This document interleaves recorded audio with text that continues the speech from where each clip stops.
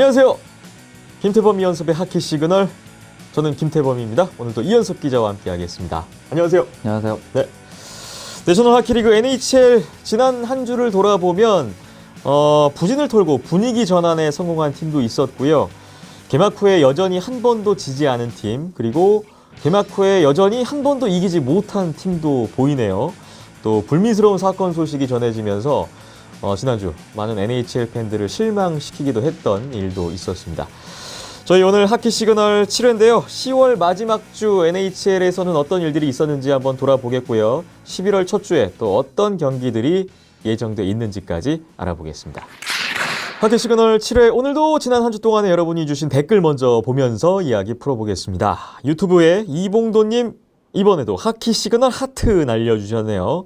매주 이렇게 하트를 날려주시면서 애청자 인증을 해주고 계신데 이봉동님 항상 감사드립니다.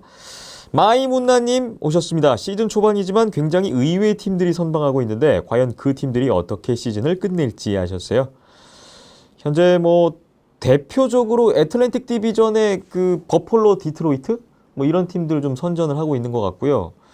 뉴저지도 4승 2패면 좀 괜찮아 보이기도 하고, 자, 이 팀들이 과연 언제까지, 과연 시즌 끝까지 이 페이스를 유지할 수 있을지 궁금해집니다. D.H.K님 오셨는데요. 올해도 헬동부 꿀서부 추세는 계속될 것 같습니다.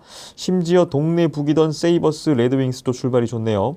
플러리 꼴리는 그냥 은퇴할 걸 후회 중일 듯. 아일즈는 소로킨이 팀 최초 이틀 연속 셧아웃 가져오면서 4경기 연속 승점 땄네요. 앞으로 일주일 쭉 경기 없으니 내슈빌 원정전까지 팝콘이나 씹으면서 좀 쉬어도 될 것 같습니다. 크크. 골리 이슈 외에도 지데노 차라라는 이름의 전봇대가 말썽이네요. 아무래도 나이는 못 속이는지 정말 느리네요. 라고 해주셨네요. 역시 버펄로와 디트로이트의 선전 언급해 주셨고요. 시카고의 플레리 꼴리는 올 시즌에 통산 스탯 다 까먹고 있다고 지난주에 말씀을 드렸었는데 오늘은 36세이브 1실점을 해도 지는군요. 이런 상황이고, 아일랜더스 팬이신 걸로 알고 있는데 일리아 소로킨 선수 이틀 연속 셧아웃 축하드립니다. 일주일 동안에 기분 좋게 좀 관망하시지 않았을까 싶네요.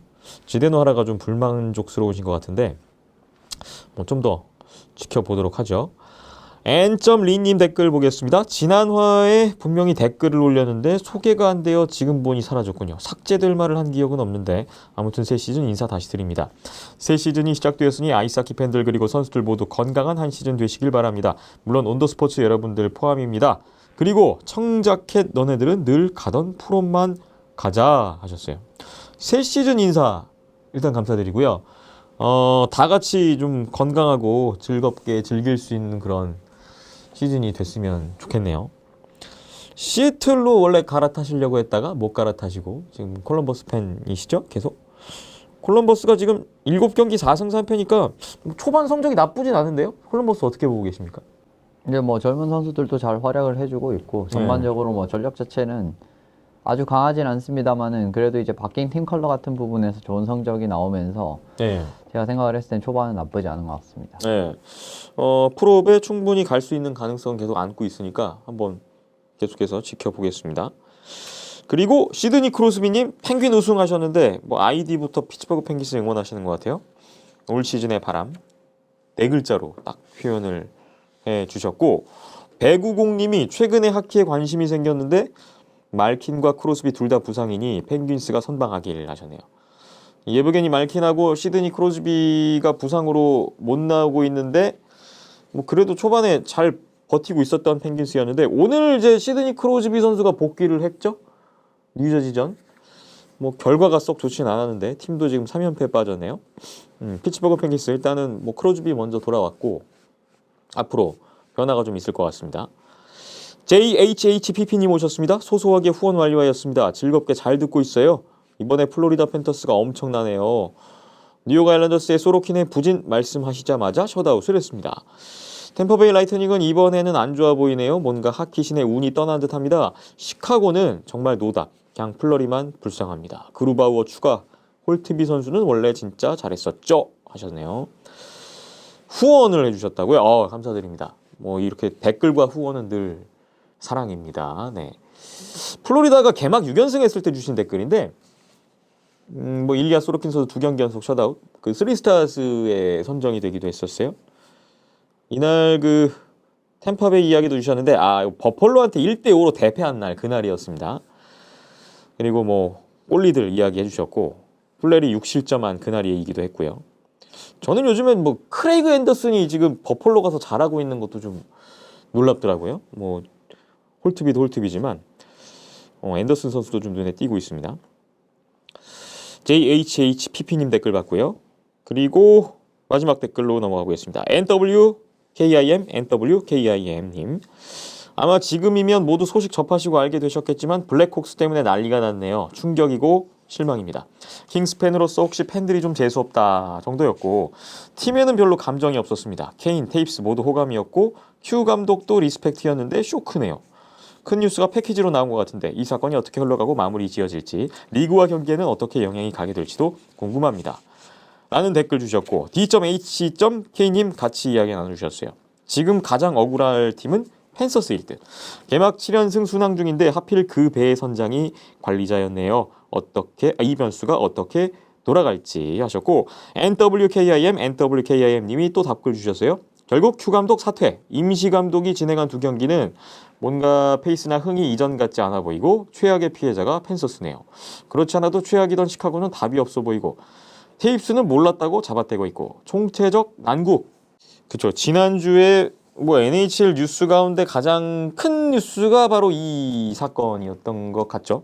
시카고 블랙호크스의 내부 사건이 뒤늦게 드러났는데 지난 2010년 사건이었어요. 이 사건 좀 간략하게 한번 언급을 해주시고 좀 짚고 넘어가면 좋을 것 같은데요.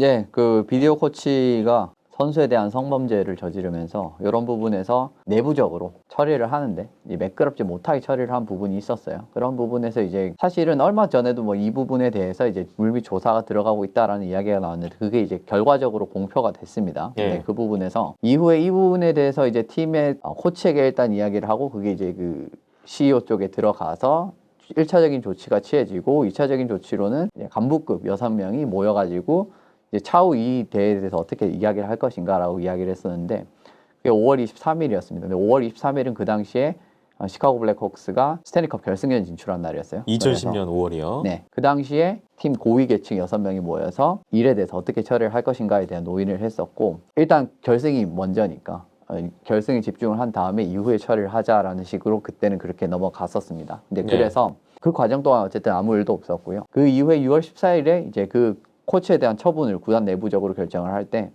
옵션을 2개를 줬습니다. 조사를 받을 것이냐 아니면은 팀 나갈 것이냐. 조사를 진행을 해서 이 문제를 매듭 짚고 넘어갔어야 되는데 이게 되지 않았다라는 거였습니다.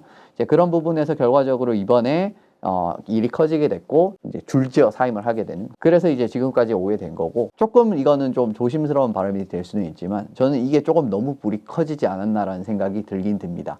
이제 이 부분에 대한 저는 매듭은 가해자와 피해자 간이 짚고 넘어가면 되지 않을 문제인가라고 처음에는 생각을 했었는데 보먼 씨의 사임을 한 부분에는 자기 어떻게 보면은 그때부터 GM이었고 어떻게 보면 GM이라는 자리는 굉장히 높은 자리 아닙니까? 이제 이런 부분에서 이제 자기가 책임을 지고 내려오는 것까지는 저는 거기까지는 그렇다라고 생각을 했었어요. 근데 지금 캠벨 씨나 셰블레오프 씨는 아무런 이제 처분이 내려지지 않는다라는 이야기가 나왔습니다. 셰블레오프 씨는 그 당시에 부 GM이었어요. 지금은 위니펙 GM이죠? 네, 지금 위니펙 GM이고 그리고 그 당시에 감독이었던 캠벨 씨였죠.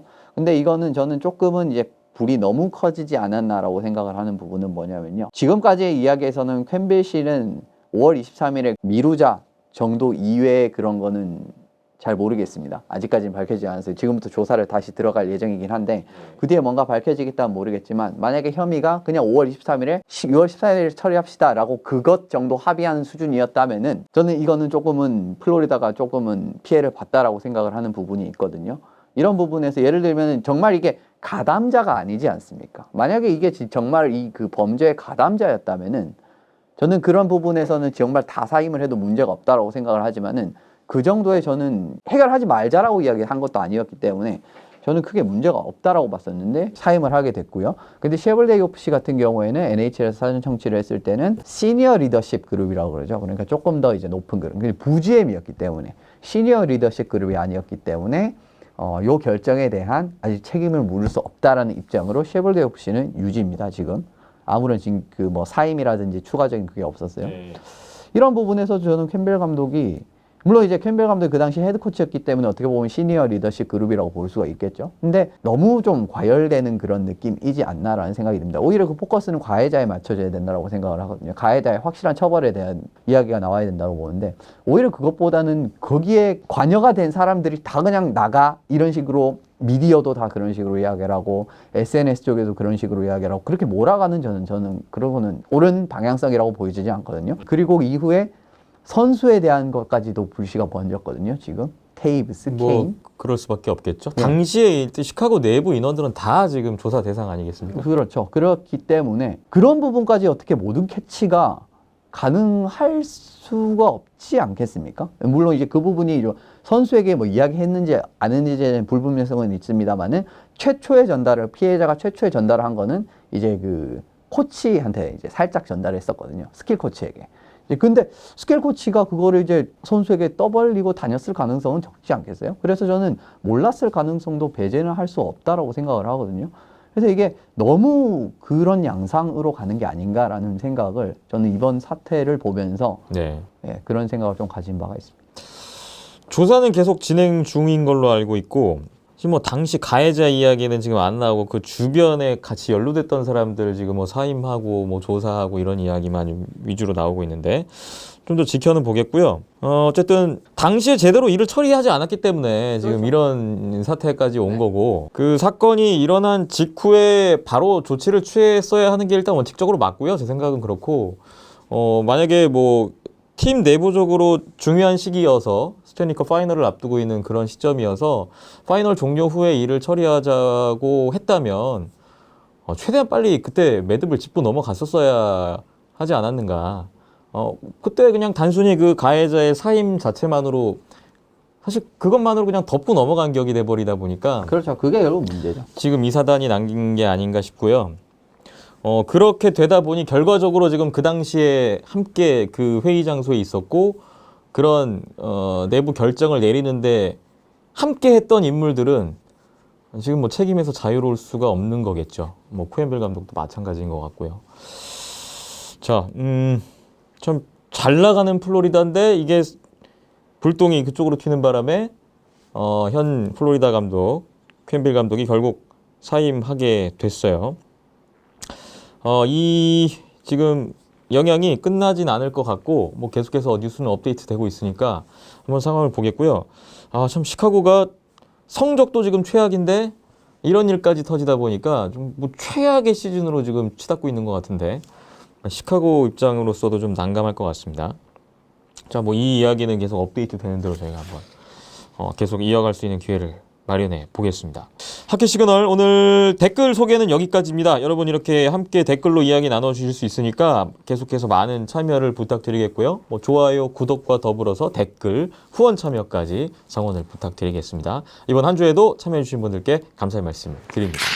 내셔널 하키리그 NHL 2021-2022 시즌 개막 후에 3주 정도 지났습니다. 저희가 오늘 첫 번째 순서로 지난 한 주 동안에 뭐 여러 경기들이 또 진행이 됐는데 그 결과를 토대로 각 디비전별로 지금 지난 한 주 순위 판도에는 또 어떤 변화가 있었는지 뭐 눈에 띄게 좀 반등을 한 팀, 계속 부진에 빠진 팀, 여러 가지 형태의 팀들이 있을 텐데 한번 짚고 넘어가는 시간을 마련해 봤습니다.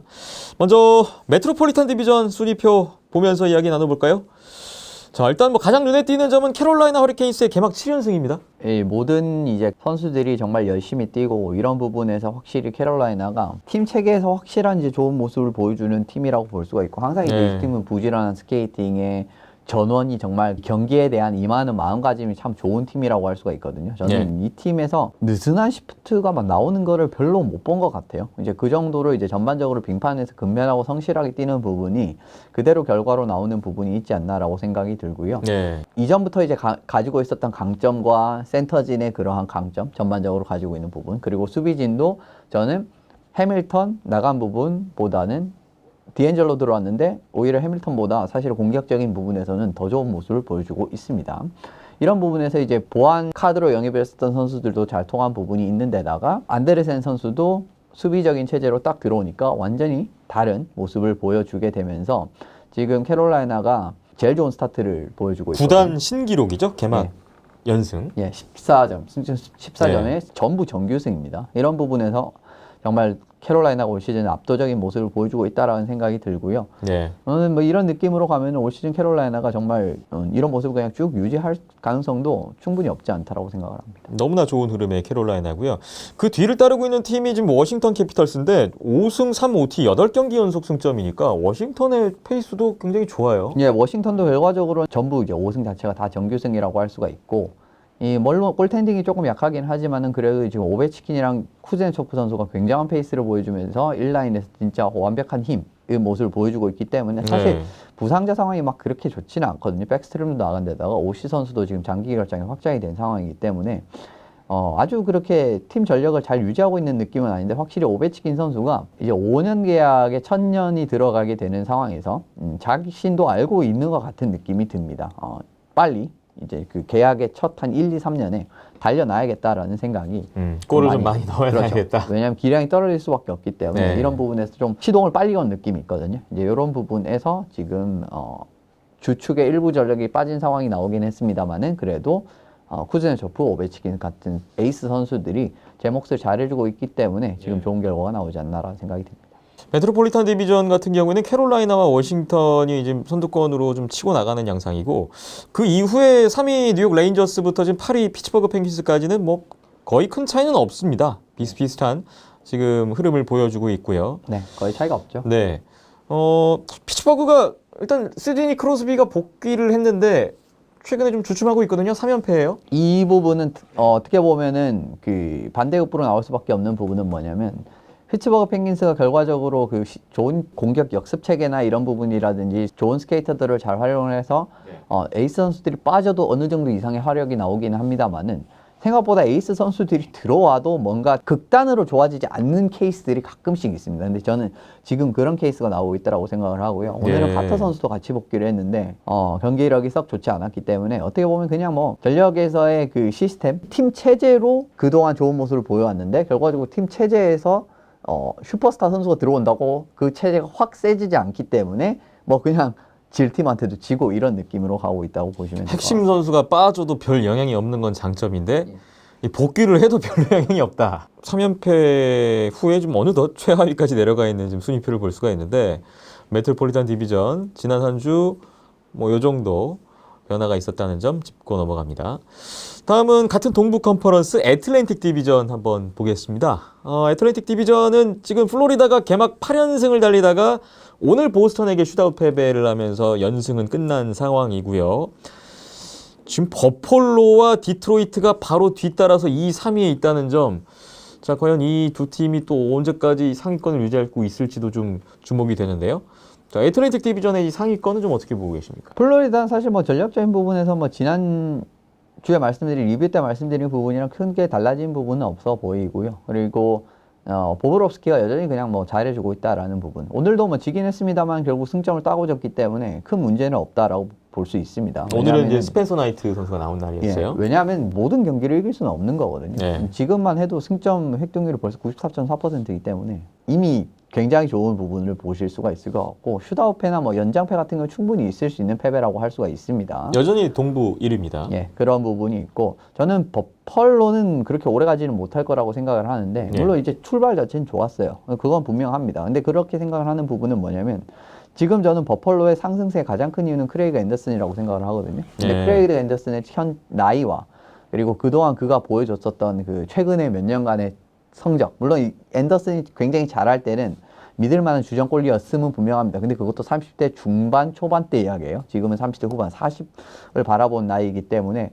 이 퍼포먼스를 끝까지 유지하기는 저는 불가능하다라고 보거든요. 이게 한번 무너지기 시작을 하면은 저는 끝도 없이 버펄로가 무너질 가능성도 배제할 수는 없다라고 생각을 하기 때문에 예전에도 사실 버펄로가 이런 적이 있었습니다. 막 10연승인가 9연승인가 했는데 결과적으로 연패 몇 번 쭉쭉 겹치면서 그때 쌓아뒀던 거 다 날아가고 결국 그 플레이오프 진출을 못했던 그런 느낌이 올해도 저는 재현될 가능성이 크다라고 생각을 하고요. 물론 이제 버펄로가 앞으로 이제 그 젊은 선수들이 좋은 활약을 보여줄 만한 선수들이 있다라는 거는 이제 분명하기 때문에 조금 더 이제 미래를 기약하시면 좋을 것 같고, 디트로이트도 결과적으로 좀 젊은 팀의 그러한 한계를 벗어나기에는 아직까지는 좀 어렵다라고 봅니다. 물론 이제 최근에 경기력 자체는 좋아졌고, 선수 전원이 뭐 샤플하게 열심히 가담을 하는 부분이라든지 이런 부분에서 전반적인 경기력 자체는 굉장히 좋아진 부분이 있는데, 그래도 이제 전반적인 팀 코어 선수들이 너무 어리다라는 부분은 항상 분위기를 찰 때는 쭉 이제 치고 나가는 부분이 있을지는 모르겠지만, 네. 그걸 한번 꺾이게 되는 순간이 왔을 때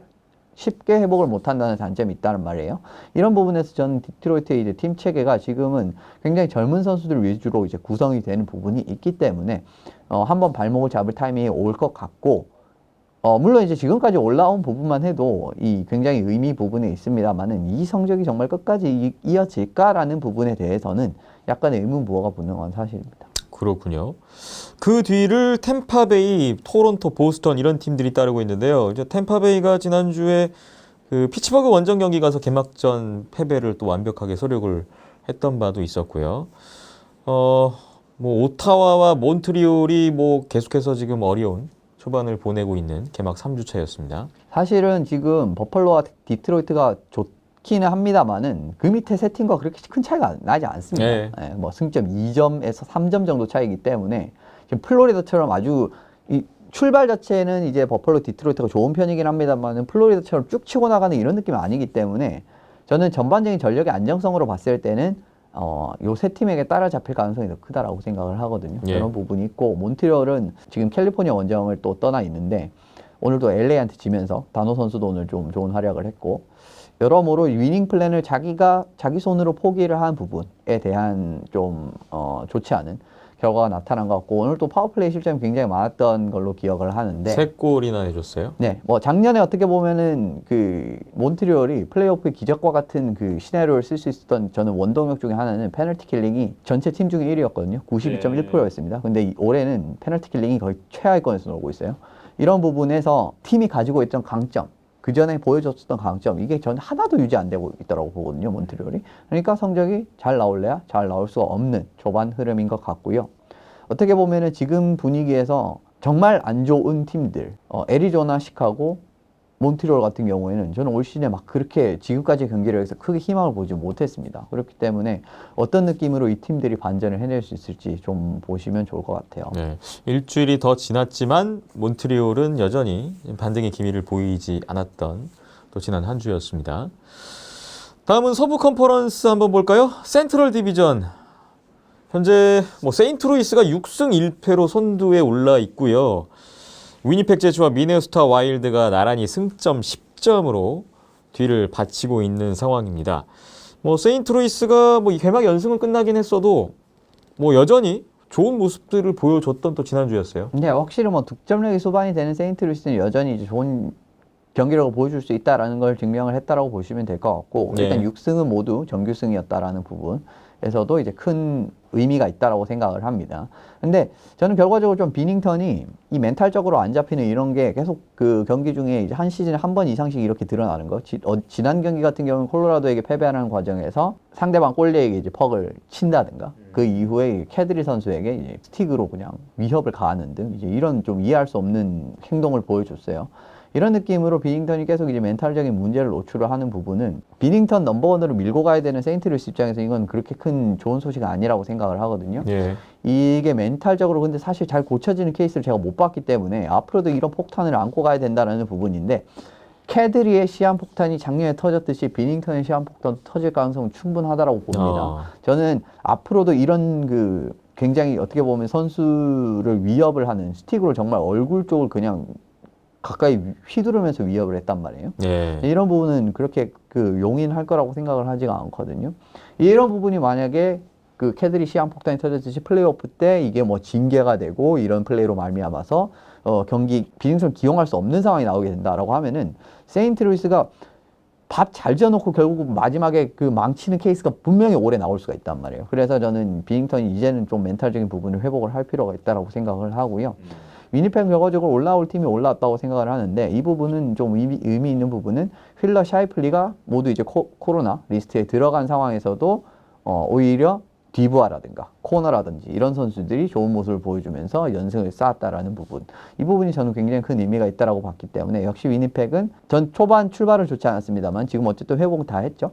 그리고 미네소타도 처음에 쌓아놨던 거를 좀 까먹긴 했습니다. 오늘 또 패배를 하고 그래도 이 처음에 승점 10점을 벌어난 부분에서 좀 이득을 많이 보는 부분이 있고요. 조금 의외적인 부분은 댈러스가 아직도 이제 못 올라오는 부분이 조금은 안타까운 부분이 있는데. 뭐 사실 뭐 2위 위니펙보다 6위 댈러스까지는 큰 차이는 아닌데요. 예, 아주 큰 차이는 뭐 여기도 이제 결국 3점이죠. 네. 뭐 3점 그리고 뭐 1위랑은 어쨌든 5점 차이는 이제 좀 차이가 납니다만은 그래서 3점 정도 차이니까 아주 크지는 않는데 댈러스가 가만히 보면은 계속 뭐 LA, 오타와 좀 부지런하게 스케이팅으로 밀어붙이는 이런 팀들에게 너무 고전하고 초반에 리드 못 잡고 가고 이런 느낌이 계속 이어지고 있단 말이에요. 그래서 어떻게 보면은 그 템파도 그 선제점 실점하면서 끌려가는 경기 양상을 했었잖아요. 저는 댈러스도 지금 그 굉장히 유사한 느낌이라고 보거든요. 이게 한번 딱 풀리는 순간에 어떻게 보면 댈러스는 쭉 치고 나갈 수 있는 힘을 가진 팀이라고 할 수가 있는데 지금 보시듯이 3승을 올렸는데 정규승이 1승도 없습니다. 댈러스가. 이런 부분에서 조금 이제 어려운 그런 시즌을 저는 치르고 있다라고 보는데 어쨌든 좀 끌려가는 부분에 대한 그 개선 이런 부분이 어떻게 보면 좀 득점이 원한대로 나오지 않는다라는 부분. 오타와랑 할 때도 이 피리어드 그렇게 밀어붙여놓고 한 골 제대로 골을 만들어내지 못하면서 제발에 걸려 넘어지는 이런 느낌이었거든요. 그래서 저는 좀 댈러스가 약간은 의외지만 댈러스 여전히 전력 자체는 괜찮은 편이라고 생각을 하기 때문에 이 어느 시점에서는 충분히 올라갈 가능성이 있지 않을까라는 생각이 들었습니다. 네. 지난주에 센트럴 디비전에서 또 한 가지 눈에 띄었던 것은 내시빌 프레데터스가 지금 3연승으로 좀 회복을 했다는 점이고요. 그리고 지금 시카고와 애리조나가 지금 9경기, 8경기를 했는데 아직도 1승도 거두지 못하고 있다는 점.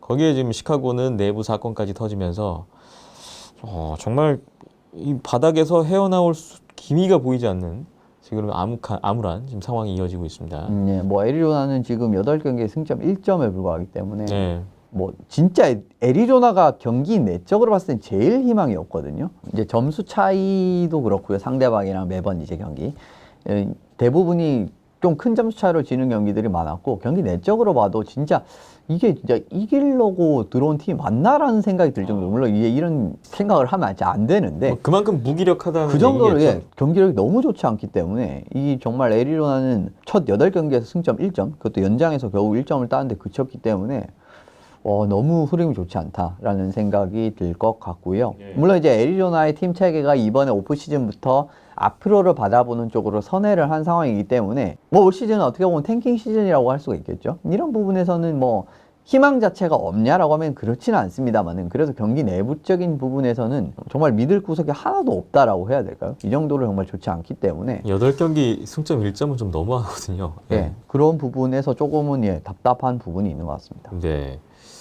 자, 좀 시카고, 애리조나가 빨리 올라와야 될 텐데 또 한 주 센트럴 디비전 보겠습니다. 서부 컨퍼런스 퍼시픽 디비전 한번 볼까요? 자, 지금 퍼시픽 디비전은요. 선두가 바뀌었는데 캘거리 플레임스입니다. 캘거리 플레임스가 첫 2경기에서 1패 1OT를 했는데 이후 원정 5연전 가서 5승을 쓸어 담더니 홈 5연전으로 들어왔는데 오늘 이제 홈에서 필라델피아도 꺾으면서 6연승을 달리고 있습니다. 서터 감독 체제 올 시즌 좀 봐야 된다. 네. 저희가 개막 프리뷰 때 한번 말씀드렸잖아요. 너무 생각보다 좀 빨리 반등을 이뤄내고 있어요. 저는 근데 이것도 그렇게 크게 아주 그렇게 의미가 있냐라고 하면은 잘 모르겠습니다. 왜 이런 말씀을 드리냐면 저는 이번 상승세의 가장 큰 원동력은 마르크 스트렘의 정말 이상할 정도로 좋은 퍼포먼스라고 생각을 하거든요. 지금 최근 4경기 출장에서 셧아웃 3번이에요. 근데 이런 페이스는 절대 끝까지 못 갑니다. 그 부분에서 결과적으로 이 마르크 스트렘이 이 무너지는 모습, 그러니까 처음에 1패 1OT 하는 느낌으로도 어떻게 보면 더 안 좋은 흐름까지 찾아올 수가 있거든요. 근데 그거를 캘거리가 버텨낼 수 있느냐 없느냐에 대한 답변을 아직 저희는 보지 못했어요. 그렇기 때문에 저는 그게 안 된다라고 생각을 하는 사람 보고 있기 때문에 그렇기 때문에 캘거리가 지금 초반 상승세가 괜찮지만 이게 유지가 될지 안 될지에 대한 여부는 좀 유지하기는 어렵지 않을까라는 생각. 그러니까 버펄로나 이런 팀들과의 그런 그 견해와 일치한다고 보시면 될 것 같습니다. 예. 에드먼턴이야 이제 위닝 플랜 자체가 명확하잖아요. 결과적으로 1라인이 지금 구축이 된 상황에서 1라인 맥데이비드, 2라인 드라이자이틀 이렇게 지금 또 분산을 시킬 수 있어서 힘을 보일 수 있는 이런 상황 같은 부분. 그리고 맥데이비드, 드라이자이틀 두 명을 보유하고 있는 것만으로도 지금 승을 쓸어 담을 수 있는 지금 디비전에 소속을 해 있기 때문에 이런 부분에서 사실 에드먼턴 같은 경우에는 좋은 전망을 기대할 수 있는 반면에 사실 캘거리 같은 경우에는 정말 마르크 스트레임이 무너졌을 때도 이 정도의 경기력이 나올 수 있을까라고 하면 저는 그렇지 않다라고 생각을 하거든요. 그랬을 때 이기려면 이제 다른 선수들이 좀 올라와 줘야겠죠. 그렇죠. 예. 근데 그게 저는 좀 어렵지 않을까라고 생각을 하기 때문에 캘거리의 그 상승세가 유지되기는 어렵다라고 생각을 하는 부분이 있고요. 세너제이 같은 경우에는 좀 이제 처지긴 했죠, 페이스가. 개막 4연승 후에 3연패를 한번 했습니다. 네, 물론 이제 오늘 경기를 이긴 부분은 굉장히 좋다라고 할 수가 있는데 오늘 경기는 경기 시작하기 직전에 코로나 명단에 선수들이 다수 등재되면서 직전에 못 나온 선수들이 굉장히 많았단 말이에요. 7명이 갑자기 코로나 프로토콜에 올라갔죠? 예, 그럼에도 불구하고 오늘 경기에 승리를 거둔 부분 자체는 굉장히 좋지만은 저는 세너제이도 이제 이 성적 자체가 좀 유지하기는 어렵다라고 생각을 하는 부분이 있거든요. 실제로 지금 3연패를 했었고 이런 부분에서 이제 문제가 나오는 부분이 있고 베이거스 같은 경우에는 이번 주 굉장히 의미가 있었다라고 생각하는 부분은 반등을 했습니다. 4연패 후에 3연승. 예, 콜로라도 댈러스 백투백 이 두 경기를 잡았다라는 겁니다. 예. 저는 이거 굉장히 크다라고 생각을 하거든요. 왜냐하면 콜로라도랑 이제 댈러스가 지금 현재 위치 자체는 이 센트럴 디비전 2 중위권이긴 합니다만은 사실 이 두 팀의 전력 자체는 그렇게 낮은 팀이라고 볼 수가 없어요. 근데 만약에 베이거스가 이 두 경기를 졌다라고 하면은 정말 어려운 상황이 나올 수가 있었어요. 지금 그 시나리오만 따지고 봐도 이 두 경기를 졌다라고 하면은 2승 6패이기 때문에 최하위로 떨어질 수 있는 상황이었거든요. 그런데 이 두 경기를 잡음으로 인해서 승점 8점, 완전히 상위권이랑도 이제 어떻게 보면 좀 경쟁을 할 수 있을 만한 그러한 위치까지도 세너제이랑도 2점 차이밖에 안 납니다. 3위인. 네. 이런 부분에서도 괜찮은 이제 흐름 자체를 마련했다라고 생각을 하고 부상자도 하나 둘씩 지금 복귀를 하고 있거든요. 마르티네즈도 복귀를 했고 그다음에 화이트 클라우드도 복귀를 했던 걸로 기억을 해요. 이런 선수들이 이제 복귀를 하고 있는 상황이기 때문에 점점 풀리게 될 겁니다. 부상자 같은 부분도. 이런 부분에서는 이제 점점 이제 그렇게 되면 베이거스의 이제 이 성적은 올라가기 일변도일 가능성이 크거든요. 네. 이런 부분에서 저는 그 부상자로 일부 빠졌던 그런 경기에서도 어려운 백투백 원정에서도 이 두 경기를 다 잡아낸 부분은 굉장히 큰 도움이 될 거다라는 생각이 어려운 시점에서 원정 백투백이라는 또 어려운 상황. 네. 또 경기 자체도 쉽지 않았거든요. 그렇죠. 하지만 두 경기 다 승리라는 결과를 얻은 베이거스가 확실히 이제 다시 올라갈 수 있는 계기는 확실히 마련했던 네. 그런 지난주가 아니었나 싶습니다. 그리고 그 두 경기에서 레네르 브로스와 백투가 주전 백업 딱딱 나오는데 두 경기를 다 이겼다라는 거. 네. 이런 부분도 상당히 의미 있는 결과이기 때문에 베이거스 좀 이제 흐름 자체는 좋아지지 않나. 물론 이제 그 순위 자체는 아직까지 만족스러운 순위는 아닙니다만은 그래도 흐름 자체는 꽤 좋은 쪽으로 돌리지 않았나라는 생각이 들었었어요. 네. 그리고 지금 하위권 보면 뭐 시애틀과 밴쿠버가 최근에 일단 연승 연패가 엇갈리면서 좀 분위기가 좀 상반되는 모습이었고, LA 킹스가 개막전 승리 후에 6경기 동안 승리가 없다가 오늘 몬트리올 꺾고 7경기 만에 승리를 하긴 했습니다. 자, 근데 지금 드류 다우디 선수가 무릎 부상 8주 아웃 소식이 나왔어요. 네, 조금 이게 좀 사실 타격이 크겠네요. 다우디의 타격도 있는데 사실 지금 LA도 부상자가 굉장히 많습니다. 바이필드, 에스터너시우, 안데르손, 다우디, 워커. 수비진에 굉장히 중요한 선수들이 2명이 빠졌고요. 그리고 좀 2, 3라인에서 좀 깊이 자원으로 활약을 할 수 있는 에스터너시우라든지 안데르손 이런 선수도 빠진 거는 저는 물론 이제 LA가 지금 젊은 공격진 자체는 일단 젊은 선수들이 많기 때문에 일단 임시 변통이 되는 부분이 분명히 있습니다만은 그래도 어쨌든 에스터너시우 선수 같이 이제 스피드 좋은 선수들 올해 같은 경우에는 LA가 굉장히 스피드를 좀 튀어줄 수 있는 카드가 있으면은 화력이 굉장히 크게 기대할 수 있는 팀이 으로 변모를 했거든요. 근데 이런 상황에서 에스터너시우 지금 빠진 부분은 저는 이 부분도 좀 크다라고 생각을 하기 때문에 좀 LA가 부상자도 좀 많다라고 생각을 하고요. 근데 LA 경기를 이제 직접 보신 분들은 아시겠지만 생각보다 그렇게 경기력이 아주 나쁘진 않습니다. 연패를 한 거는 분명한데 세인트루이스전 뭐 크게 진 이런 거는 제외를 하면은 좀 근소하게 진 경기들은 그렇게 경기력이 나쁘지 않았어요. 근데 결과적으로 문제가 되는 부분은 뭐냐면 한 번 어떤 계기로 실점을 하게 되면은 그게 연속 실점으로 이어지게 되면서 한번 분위기를 싹 놓치고 그거 복구 안 돼서 지는 딱 거의 그런 케이스였단 말이에요. 그래서 그 전까지 경기 다 잘해놓다가 한 5분 방심해가지고 한 2골, 3골 먹히고 지는 딱 이런 느낌이었단 말이에요. 그래서 이걸 잡아두느냐 못 잡아두느냐가 앞으로 그 LA 킹스가 올라갈 수 있을지 없을지가 이제 결정이 됐다라고 생각을 할 수가 있을 것 같고요. 올해 근데 생각보다 이제 퀵도 경기 내적으로 봤을 때는 생각보다 경기력이 좋기 때문에, 물론 이제 스탯라인이 그렇게 좋지는 않습니다만은 생각보다 아주 그동안에 좀 안 좋은 경기력에서는 좀 많이 벗어난 이제 이런 부분이 보이기 때문에 LA가 아직 아주 희망의 끈을 놓을 타이밍은 아니지 않나라는 생각이 들었습니다. 네.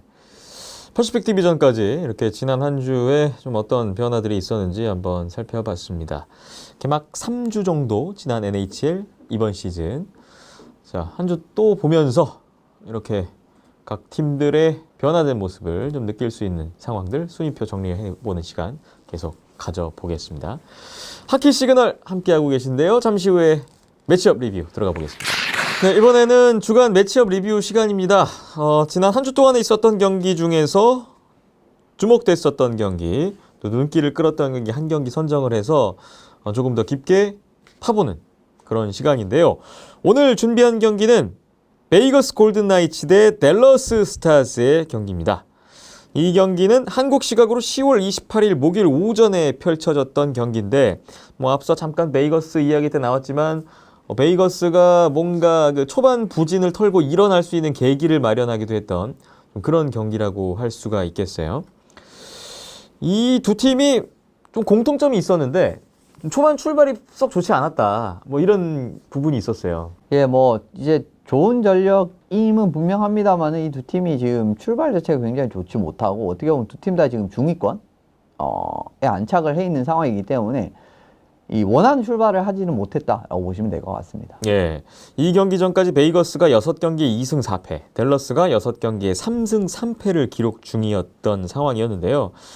두 팀의 올 시즌 초반 좀 좋지 않은 이유는 각각 좀 다른 것 같아요. 네, 베이거스는 자주 말씀을 드렸죠. 부상자가 지금 많아도 너무 많습니다. 1라인 윙어 패트리스 스톤 빠졌죠.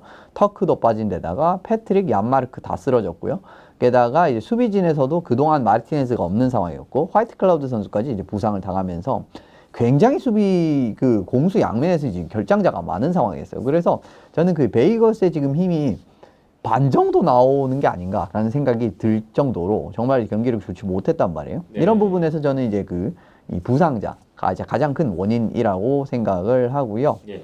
댈러스 같은 경우에는 사실은 팀 자체는 괜찮은데 아무래도 이제 전반적인 스쿼드에 나이가 많다 보니까 좀 부지런히 스케이팅을 하는 팀에게 좀 지속적으로 끌려가는 양상을 많이 보여주고 있습니다. 그러니까 스피드와 활동량으로 이제 자잘자잘하게 공격 지역에서 이제 몰아치는 이런 유형의 팀들에게 굉장히 끌려가는 느낌의 양상이 많이 나오고 있단 말이에요. 근데 베이거스는 공교롭게도 이런 컬러의 가드를 가진 팀이라고 볼 수가 있습니다. 그래서 이 부분에 대한 대응 양상을 지켜볼 필요가 있는 부분이었고, 결과적으로 좀 부진의 원인 자체는 이 부지런하게 밀어붙이는 팀에게 좀 부족한 모습을 계속 보이고 있다라는 부분. 그리고 경기 내적에 좀 몰아치는 부분이 있는데 득점이 안 나옵니다. 이상하게, 정말 이상할 정도로 득점이 안 나오는 팀이 댈러스라고 할 수 있는데, 이 부분에 대한 부분을 보시면 좋을 것 같네요. 네, 이 경기 간략하게 내용을 한번 볼까요? 1피리어드 초반에 댈러스의 루크 글렌데닝 그리고 베이거스의 셰이 시어도 선수가 한 골씩 주고받으면서 1대1 1피리어드 끝났고요. 2피리어드에 댈러스가 알렉산드르 라둘로프 선수의 골로 다시 2대1로 앞서갔는데, 3피리어드 종료 1분 2초를 남기고 조나탄 마르시에스 선수의 동점골이 나왔고 2대2 연장으로 넘어갑니다. 연장 1분 59초에 예브게니 나도노프 선수의 골든골이 터졌고요. 베이거스가 결국 3대2로 연장승, 아주 극적인 역전승을 가져갔던 경기 결과였습니다. 지금 여러 선수들이 지금 포인트에서 언급이 됐는데요. 어떤 선수들 있었을까요? 네, 결과적으로 시어도어 선수, 셰이 시어도어 선수가 1골 1어시스트 올렸고요. 오늘 같은 경우에는 이제 1라인 선수도 이제 기여가 있었고, 마르시에소 선수, 이제 베이거스 같은 경우에는, 그리고 다도노프가 또 중요한 득점을 해주면서, 그 부분 사실은 이제 시어도어 선수의 그 공도 꽤 컸다라고 생각을 하는데, 퍽을 잡은 상황에서 다도노프 선수가 워낙 패스가 좋은 선수이기 때문에 이 부분에서 패스에 대한 대응 능력이, 아마 패스에 대한 생각이 후도빈 선수의 머리에 살짝 들었을 겁니다. 왜냐하면 그 부분에서 시어도 선수가 쭉 침투를 하고 있는 상황이었거든요. 그 상황에서 아마 패스에 생각을 했었는데 그냥 슛으로 갖다 붙이면서 이제 득점을 하는 이런 장면이 나오게 됐고, 연장 결승골을 올리는 장면이 있었고요. 브로서 선수도 지금 32세이브로 어떻게 보면 2실점 좋은 경기로 선보였기 때문에 백업 골리가 좋은 모습을 보여줬다라는 부분 또 이제 의미가 있었다라고 보시면 될 것 같습니다. 예. 자, 이 경기에서 양 팀의 좀 어떤 특징이 나타났는지 한번 보겠습니다. 일단 댈러스 먼저 볼 텐데, 댈러스가 사실 초반 분위기는 괜찮았거든요. 엄청 좋았죠. 네. 예, 초반 분위기 자체는 굉장히 좋았는데 댈러스 같은 경우에는 적극적인 스케이팅, 어떻게 보면은 아주 적극적인 스케이팅을 가져가는 그렇게 이제 스케이팅이 그렇게 큰 강점이 있는 팀은 아니라고 볼 수가 있는데 이런 부분과 간격 유지 같은 부분을 확실하게 해주면서 분위기를 굉장히 잘 잡아냈었습니다. 그리고 댈러스 하면 일단은 기본적으로 선수들의 피지컬이 굉장히 좋은 팀이거든요. 이 부분에서 자신의 지역에 들어왔을 때 보드 쪽으로 밀어내면서 이제 가운데 지역을 쉽게 주지 않고 보드 쪽으로 밀어내면서 피지컬로 그냥 갈아버리는 양상의 플레이가 계속 나왔습니다. 보드 쪽을 밀어내면서 보드 쪽에서 부딪히면서 계속 베이거스의 공격을 차단하는 이런 부분은 굉장히 재미를 많이 봤단 말이에요. 그래서 퍽을 가진 공격수를 보드 쪽으로 밀어내고 거기서 피지컬을 이용해서 다시 퍽을 재탈취하는 이런 느낌의 이제 재미를 많이 봤기 때문에 저는 이런 부분에서 어떻게 보면 댈러스가 가진 가장 큰 강점이 이 경기에 나왔다라고 보기 때문에 나쁘진 않았거든요. 그런데 실제로 이 부분은 1피리어드에 15대 5라는 굉장히 그 슈팅 수에서 압도적인 우세에서도 어느 정도는 이제 그 댈러스가 얼마나 좋은 출발을 했는지는 보실 수가 있었던 결과라고 생각을 합니다. 근데 여기서 사실은 득점을 조금 더 쌓아줄 필요가 있었거든요. 여기서 제가 생각했을 때 한 3대 0까지도 만들 수 있었던 상황이 있었다라고 보는데 여기서 결과적으로 한 골에 그쳤고 동점골까지 허용을 해버렸죠. 이런 부분에서 결정력에서 지금 댈러스가 계속 좋은 모습을 나오지 못한다는 거. 앞서 이제 그 순위 때도 언급을 드렸습니다만은 오타와 경기에서도 이 피리어드 분위기를 완벽하게 잡았는데 뭐 골을 제대로 만들어내지 못하는 이런 모습이 보여줬고 좀 공격을 너무 쉽게 가져가려는 부분 물론 이 부분에서 결국 글렌 데이비스 선수의 팁인으로 어떻게 보면 그 쉽게 갖다 붙이는 득점이 하나 나오긴 했었거든요. 근데 이런 걸로는 좀 부족하지 않나라는 생각이 들었고 사실 이 경기를 제가 조금 더 생각을 한 부분은 댈러스가 이 경기에서 로버트슨 선수가 복귀를 하면서 지난 시즌에 굉장히 좋은 모습을 보여줬었던 로버트슨 그리고 파벨스키, 힌츠 요 라인이 뭉치게 됐단 말입니다. 그래서 저는 1라인 선수들도 어떻게 보면 지금 분산 배치가 돼 있는 상황이고 그리고 2라인이 확실히 자리가 잡았기 때문에 오늘 경기에서는 힘으로 찍어 누르는 양상이 나올 가능성도 있겠구나라고 생각을 했었거든요. 그리고 실제로 경기 초반 양상 자체는 진짜 힘으로 찍어 누르는 그런 양상으로까지 펼쳐진 게 사실이었어요. 그런데 2라인의 복귀에도 불구하고 댈러스는 어떻게 보면 지금 수비 라인, 그 선수 라인이 굉장히 횡한 상황이잖아요. 그런 베이거스를 상대로도 지금 1, 2라인에서 좀 시원한 득점을 만들지 못하면서 좀 경기를 잡을 충분한 득점을 만들지 못한 이런 부분은 저는 좀 두고두고 좀 댈러스가 좀 조율을 해야 될 부분이 아닌가라는 생각이 들었었습니다. 경기 기록상으로도 뭐 유효 슈팅 수도 34대 21 앞서고 페이스 오프, 히트 수에서도 20대 9로 크게 차이가 났고 좀 충분히 이길 수도 있는, 이기고도 남았어야 할 경기가 아닌가 싶은데 득점에서는 오히려 밀리는 결과가 나온 댈러스 좀 많이 아쉬운 결과였고요. 한편으로 베이거스 입장에서는 내용이 그만큼 경기가 어려웠다는 거죠? 네, 너무 어려웠습니다. 사실 이런 경기는 제가 우스갯소리를 이야기하면 이런 져야 맞는 경기거든요. 근데 너무 좋지 않았습니다. 이제 사실은 전날 콜로라도를 상대를 했잖아요. 콜로라도가 얼마나 또 그 빠르고 상대하기 버거운 팀입니까? 이런 부분에서 여파가 나는 부분에서는 선수들의 스케이팅 속도가 딱 눈에 봐도 굉장히 떨어지는 모습을 확인할 수가 있었거든요. 이런 과정에서 예를 들면은 예전에 스피드로 들어갔었다면은 보드에서 플레이를 강제돼야 되는 상황이 나온다고 할지라도 좀 스피드가 더 빠르기 때문에 그 체킹을 피한다든지 이런 부분이 어떻게 보면은 기대를 할 수가 있는데 이 지난날 전날에 콜로라도를 상대하고 넘어왔으니까 게다가 원정 경기였거든요. 그런 느낌으로 넘어왔으니까 이게 유지가 안 되는 겁니다. 스피드에서. 그러니까 조금 느려지고 그 부분에서 피지컬로 잡아먹히는 이러한 경기 양상이 나왔다라고 할 수가 있는데 경기 내적으로 좀 피지컬로 압도하는 댈러스의 경기 운영에 좀 말려든 것도 사실이거든요. 이런 부분에서 하지만 그래도 어려운 상황에서 왜 스타 플레이어에게 많은 금액을 선사를 하면서까지 스타 플레이어를 잡는지라는 부분을 좀 볼 수 있는 그 장면이 나왔다라고 볼 수가 있는데 마르셰소 선수가 결과적으로 동점골, 엠티넷 상황에서 동점골을 만들어내면서 원타임을 굉장히 깔끔하게 갖다 붙이면서 동점골이 나왔거든요. 이런 데다가 니콜라 루아 선수가 이제 그 연장에서는 그 클링베리 선수를 체킹으로 밀어붙이면서 턴오버를 만들어내고 어떻게 보면 이거 경기 내내 그 베이거스가 끌려갔던 그런 양상에서 역으로 어떻게 보면은 만들어내면서 결승골을 또 집어넣는 이런 부분이 있었기 때문에 다도노프가 또 이제 이 부분에 관여가 됐죠. 다도프 마르셰소 선수가 이제 꽤 연평균이 꽤 되는 선수입니다. 거의 한 500만 달러 이상을 받아내는 선수들이기 때문에 이런 부분에서 스타 플레이어 선수들이 물론 더 스타 플레이어 선수들이 지금 결장한 상황이긴 합니다만은 그래도 지금 팀 내 스타 플레이어급이라고 할 수 있는 선수들이 좀 득점해서 어려운 상황에서도 득점을 만들어내는 이런 부분을 보였다는 부분 자체는 굉장히 의미가 있는 승리가 아니었나라는 생각이 들었어요. 네. 이 의미 있는 승리, 결국 콜로라도 댈러스 원정 백투백 2연전 모두 승리라는 반등의 계기를 마련했습니다. 이날 베이거스 승리에 기여한 선수들 여럿 있지만 이 로랑 브로스와 골리 이야기를 좀 안 할 수가 없을 것 같아요. 이날 백업 골리를 낸 경기였는데 좋은 활약으로 또 승리의 주인공이 됐어요. 아마 조금 더버 감독도 조금 어렵지 않을까라고 내심 생각을 했을 겁니다. 분명히. 왜냐하면 백투백 경기 같은 부분도 있고 그리고 전반적으로 부상자가 많은 이런 그 상황 자체도 있기 때문에 수비력도 예전 같지 않거든요. 지금 베이거스가. 그런 과정에서 이제 브로소아를 냈을 때 장담을 아마 못했을 거예요.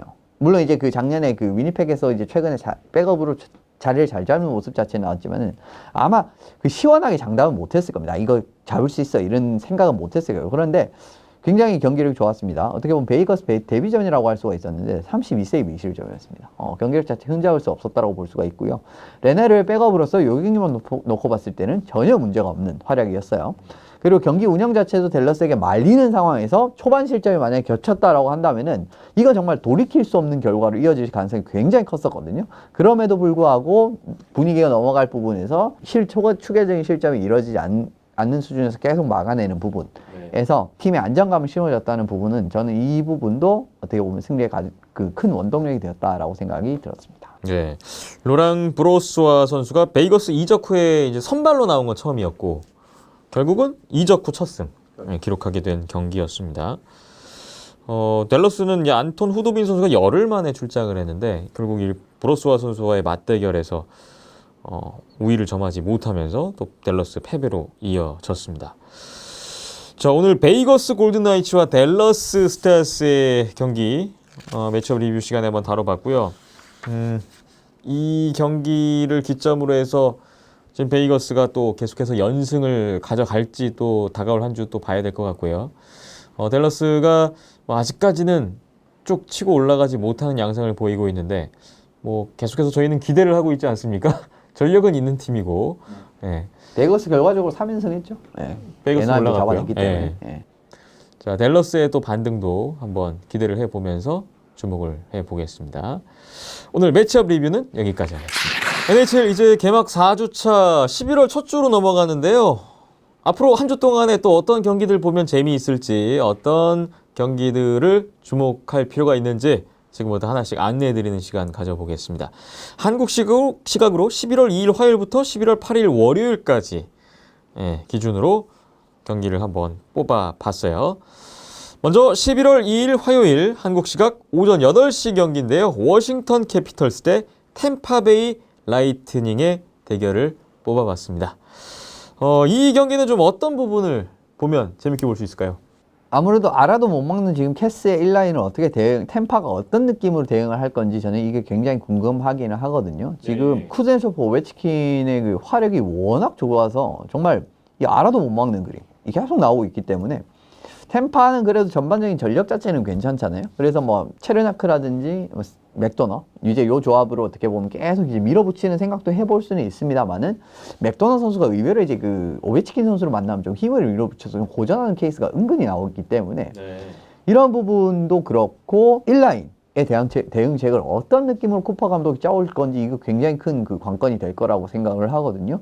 그래서 워싱턴 템파베이 같은 경우에는 전력도 전력이지만 두 팀이 이제 굉장히 좀 탄탄한 전력을 가지고 있는 팀이기도 하지만 두 팀이 만나면 또 이제 재밌는 경기도 많이 나오고 그리고 올해 같은 경우에는 지금 초반에 굉장히 좋은 캡스의 1라인에 대해서 이 템파가 어떤 식으로 대응책을 가지고 올지 이런 부분을 좀 지켜보시면 좋을 것 같습니다. 이 경기의 승부를 가를 변수는 워싱턴 캐피털스의 1라인인데 1라인 활약을 한번 봐야 될 것 같습니다.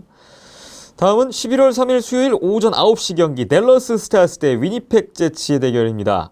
같은 센트럴 디비전에 속해 있는 또 순위 싸움의 지금 중심에 있는 두 팀의 대결이에요. 네. 사실은 이제 그 댈러스가 그렇게 그 시작 자체가 좋지는 못하기는 합니다만은 그래도 이 경기를 이제 잡아내게 되다면 이제 4승 4패 1연장패가 되기 때문에 4승 2패 2연장패의 위니펙이 거의 비슷한 느낌으로 나란히 쓸 수가 있어요. 이런 부분에서 순위 싸움을 하는데 굉장히 중요한 이 경기라고 할 수 있고, 두 팀의 팀 컬러라고 하면은 올 시즌 같은 경우에는 그 선수진의 전반적인 그 깊이라든지 그다음에 선수층이 그 수비진의 굉장히 탄탄한 팀이지 않습니까? 그 좋은 수비수들도 많고 수비진이 굉장히 탄탄한 팀이라고 볼 수가 있고, 게다가 뭐 1, 2라인 대들보가 없는 것도 아니고 전체적인 팀 컬러가 굉장히 저는 유사하다고 생각을 하거든요. 물론 이제 조금 다른 부분은 위니펙은 진짜 S급 주전 골리가 있다라는 데 비해서 댈러스는 A 플러스급 주전 백업으로 이제 로테를 도는 팀이라는 거. 요거 말고는 사실은 큰 그림에서의 이제 그 전력적인 부분에서의 두 팀의 차이는 그렇게 크게 없기 때문에 저는 좀 유사한 컬러를 가진 팀의 싸움이 이지 않나라는 생각이 들거든요. 그래서 요 두 경기가 이제 꽤 재밌는 경기 양상이 나올 것 같기 때문에 요 두 경기를 추천을 해드립니다. 댈러스와 위니펙, 자 같은 컬러를 지닌 두 팀의 대결 기대를 해보겠습니다.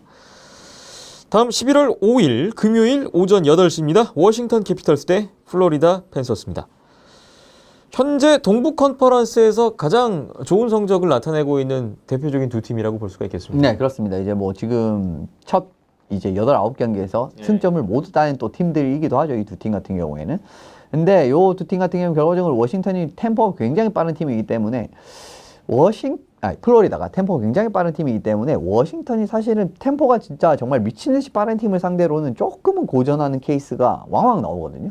그래서 이 플로리다를 상대로 어떤 느낌으로 이제 경기력을 풀어나가게 될지, 여기도 마찬가지로 결국은 그 플로리다 사실 수비진 같은 경우에는 어떻게 보면 확실한 뭔가 수비력 같은 부분에서 기여를 제대로 해줄 수 있는 수비력에 그 좀 안정감을 심어줄 수 있는 자원이 에크블레드를 제외를 하면 그렇게 많지가 않단 말이에요. 그래서 이 에크블레드가 1라인, 앞서 말씀드린 그 1라인, 이 좋은 페이스를 어떤 식으로 끊어낼 수 있을지 이런 부분에 대한 매치업도 지켜보시면 좋을 것 같은데, 뭐 또 브루넷 감독이 어떤 식으로 이제 지금 그 임시 감독으로 부임한 이 브루넷 감독이 어떤 식으로 또 이제 전략적으로 움직임을 가져갈지도 한번 지켜보시면 좋을 것 같습니다. 네, 이 플로리다의 이 빠른 템포 한번 봐야 될 것 같고, 역시나 뭐 워싱턴의 1라인 이야기는 여기서도 빠지지 않는군요.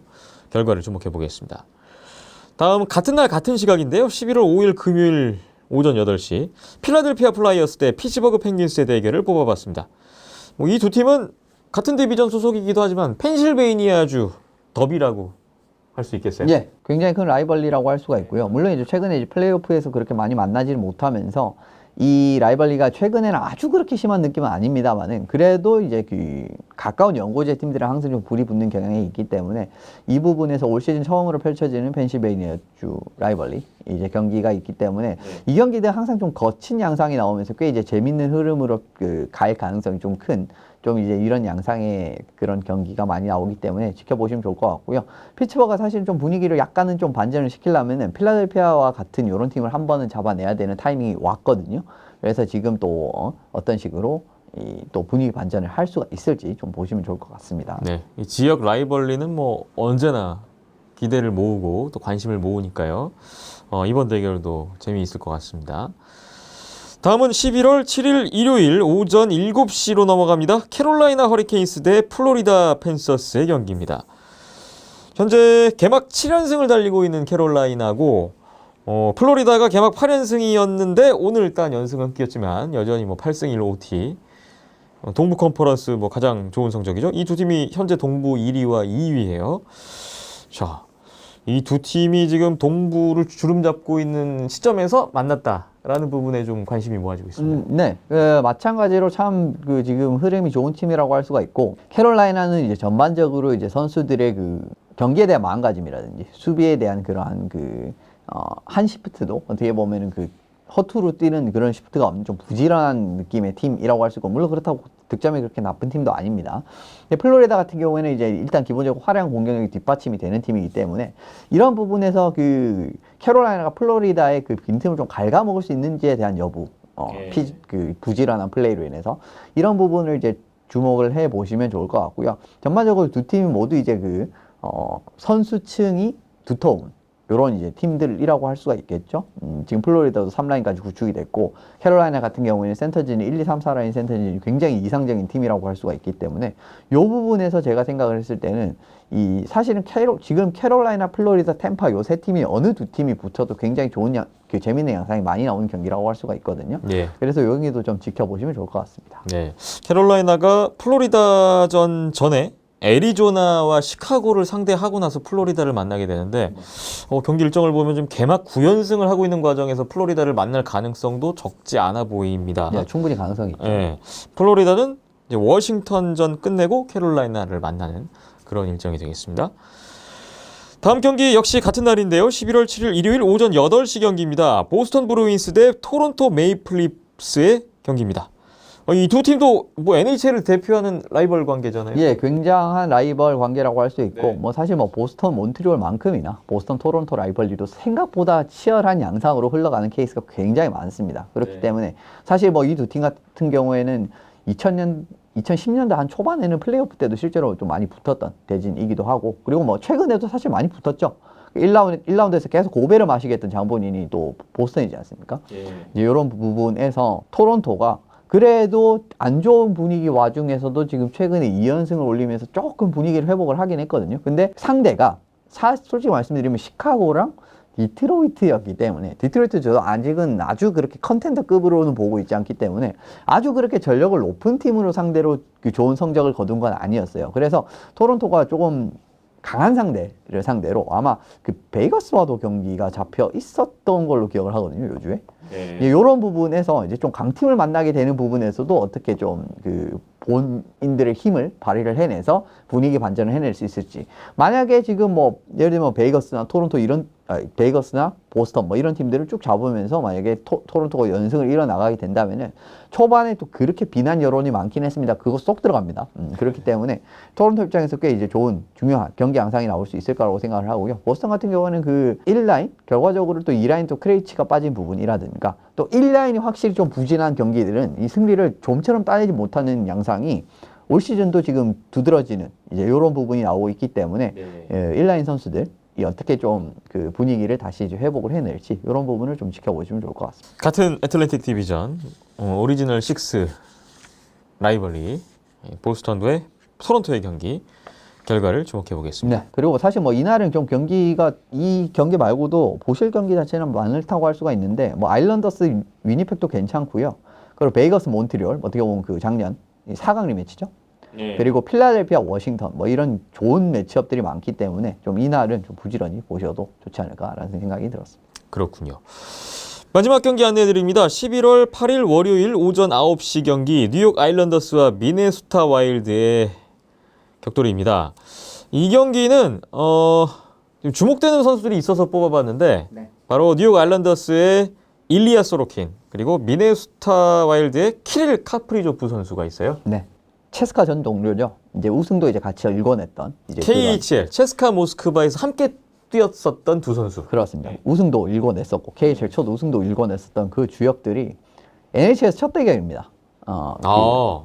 예, 왜냐하면 NHL에서는 첫 대결. 지난 시즌에는 만날 수가 없었어요. 그렇습니다. 지난 시즌에서는 디비전 4경기만 있었기 때문에 네. NHL 첫 대결인데 지금 사실 카프리조프가 이 골에서는 그렇게 좋은 모습을 이제 계속 어시스트는 쭉쭉 쌓아나가고 있지만 아직까지 골은 좋은 모습을 보여주지 못하고 있는데 8경기에 도움만 6개를 하고 있습니다. 예, 흐름이 이제 한번 찾아올 건지 소로킨을 상대로 만들. 물론 이제 이 경기는 사실 소로킨이 안 나올 가능성도 배제할 수는 없습니다만은 지금 같은 느낌으로는 소로킨이 그 분위기가 괜찮기 때문에 내볼만 할 것 같거든요. 그래서 이제 이 체스카에서 뛰었던 이제 두 명의 선수가 이제 NHL에서 이제 적으로서 상대를 하는 이런 이제 그 시나리오가 나올 가능성이 충분하기 때문에 이 경기도 지켜보시면 좋을 것 같고요.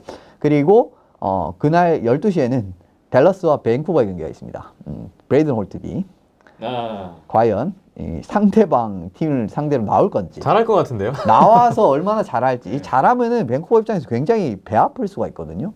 우리 팀에 있을 땐 그렇게 못하더니 슈카가 너무 잘하네. 예, 그 이유에 대해서 이제 제가 많이 이제 언급을 드렸습니다만은 요 경기도 만약에 이 소로킨이랑 카프리조프가 만나지 않는 결과가 나온다면은 요 경기도 한번 눈여겨 보시면 좋을 것 같습니다. 밴쿠버를 상대하는 댈러스의 브레이든 홀트비 기대를 해보겠고요. 그리고 일리아 소로킨 대 키릴 카프리조프의 NHL 첫 맞대결. 이 두 선수가 체스카 모스크바 KHL 사상 첫 우승할 때 그 정규 시즌 MVP가 카프리조프였고 플레이오프 MVP가 소로킨이었거든요. 진짜 뭐 우승의 두 주역이었는데 뭐 평창 올림픽 와서 OAR 금메달도 따갔었고 같이. 예. 뭐 이 두 선수의 NHL에서의 격돌 상당히 흥미로울 것 같습니다.